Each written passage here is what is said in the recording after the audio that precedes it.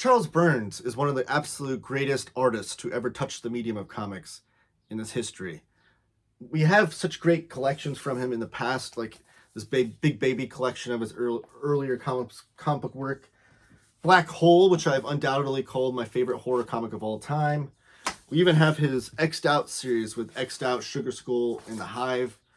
But Pantheon Books last year collected and released his latest substantial work, in his final cut in this beautiful hardcover.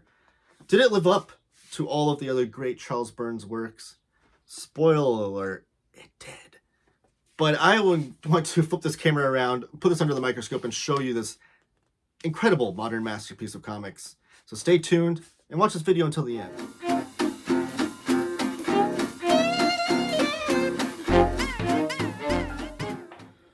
And we're back. My name is Taylor. This is Taylor Talks Comics. Thank you for joining me.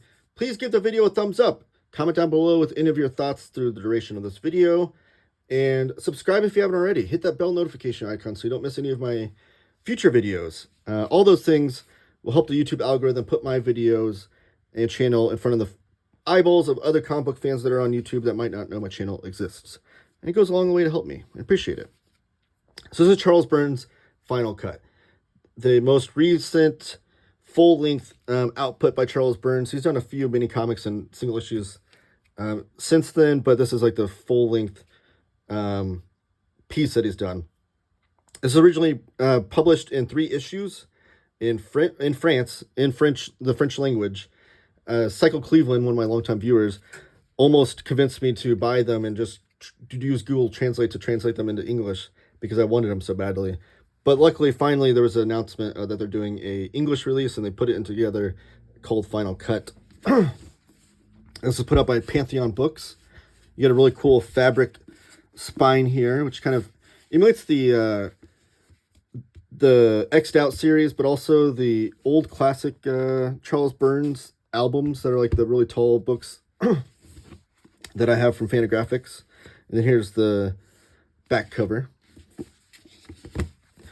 The end papers on the front and back are the same, but it's this really cool, almost black and white design of one of the alien creatures that we'll meet in the story. And then the whole thing is done on this really thick matte paper. There's an opening title page, and then here's the credits. I'm trying to see if it says... what it was originally released as. No, I'm drawing a blank here. The original title, though, was something else in France when it was released in France. All the book design, though, jacket design, illustration, was all done by Charles Burns. So we have chapter breaks in here. I think there's only 3 chapters, if I remember correctly. Yeah, chapter 3. Yeah, so these are what the 3 single issues were released as. So they're pretty substantial issues, too. Like, this is a big chunk of comics you get in those issues. And then... here is the beautiful full color artwork, which is not something that Charles Burns did a lot early in his career, but it's something that he has done in his most recent work, I guess. He still does some black and white stuff, but his color is absolutely brilliant. I love Black Hole. Black Hole is my number 1 all-time favorite horror comic. And that was all done in black and white. You can really see his brushing techniques and things, but I have to say his coloring is magnificent. I don't know what kind of tools he's using. I don't know if any of this is done digitally or if the coloring is done digitally. I have no idea. I almost don't want to know, just because it's a kind of like a magician's tricks kind of thing. But if you do know, by all means, put that in the comments. I won't be mad at you. But the coloring is brilliant. So we meet this Brian character who is kind of this... he's kind of the outcast of the friend group. Kind of the weird one, if you will. There's the quiet one that's always kind of has like these great ideas that are creative, that are kind of stuck in his own brain, that he's not able to pour out. But he does have some friends that do allow him to, that do kind of embrace that weirdness, and they do make movies together. So Brian and his friend here do make some home movies that they film. They've been doing it since they were kids. So they even show them off to their friend groups here. So like this is when they're like college aged, I think, I'm assuming. and they're showing off one of the movies that they made as kids. And they're all kind of just laughing about it, having a good time, like, of how poorly done quality it is and things. And Brian he's almost embarrassed by the laughter. He's kind of like, okay, like, we were kids. Like, he takes it way more seriously than anybody else. And that becomes an issue throughout the story, that about how he's taking this whole movie thing way more seriously than everybody else. Everyone else is kind of just doing it as like a fun hobby, but he's like a true artist. And he falls in love with this redheaded girl, and wants to, like, is always constantly wanting to, like, ask her out or things. Like, he does ask her to be in the movie that they're making currently, and she is starring in it, but he never, like, makes a move to actually, move on with the relationship. They're in the friend zone, as kids would say these days. There are a lot of references to older movies in here too, like Invasion of the Body Snatchers, the black and white version from back in the day, the first version. They go and see, and I love the juxtaposition of the color here, when you're seeing, like, scenes from the movie that Charles Burns drawing, but then the scenes of them watching the movies in the movie theaters.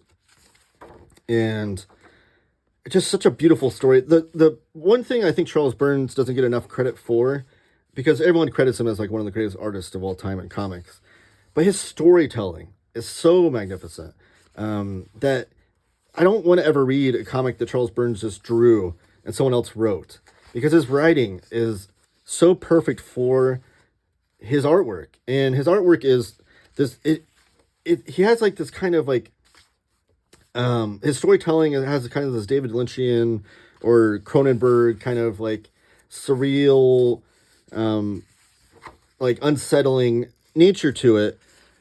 And, like, even, like, you can see with these faces and things, like, it's just, like, this unsettling aspect to it, but it's so brilliant. And I love that kind of movie, that kind of art with movies and comics and things, that surreal, unsettling nature to it.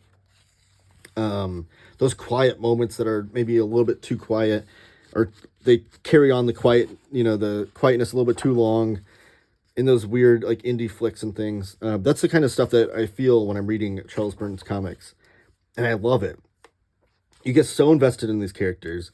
All these characters are fully fleshed out human beings that you can almost, like, start to predict what you think that how they'll react to certain situations. Like, if there's two characters talking in a scene about, a third character, and then that third character is going to find out about what they're talking about, and you can almost predict how they're going to react based on how fully fleshed out these human beings are. And Charles Burns does just such a brilliant, brilliant job with that. But there's a small cast of characters throughout here. You get Brian, you get his friend that helps him direct the movies, and then you get his friend's girlfriend, and then the redheaded girl that is, like, the fourth friend that Brian's trying to hook up with, but also we get a twist on how her relationship goes with someone else. And it just, I don't know, like, the best indie movies you watched in, like, the 80s and 90s, this is like that, but better. The artwork is the best of Charles Burns' career, which is saying a lot, when I think that his artwork from 30 years ago is already some of the best comic book art I've ever seen in my life. And it's just amazing, amazing stuff. I don't want to spoil too much more for you, though, about what happens with the movie, or what happens with these characters, or the final ending of it. But it is a must read. This is one of the best comic books I've read in a very, very long time, and I can't recommend it enough. If you've never read any Charles Burns before, by all means, start with this. This is a one and done story. You don't need to have read anything else by Charles Burns before. This is a perfect gateway comic for you. And then I'd also recommend Black Hole from Charles Burns, and probably the X'd Out series is kind of the weirder one, the weirdest of the three. Maybe the hardest to wrap your head around if you're new to Charles Burns, but I'll do a video on that series as well one day. But just really, really brilliant stuff. Truly some of the best comics you'll ever read of recent times, some of the best comics that have come out. Can't recommend it enough. Highest recommendation from me. But everybody give the video a thumbs up. Comment down below with your thoughts on Charles Burns, on this book. And subscribe if you haven't already. All those things really help me out, and I appreciate that so much. And keep talking comics.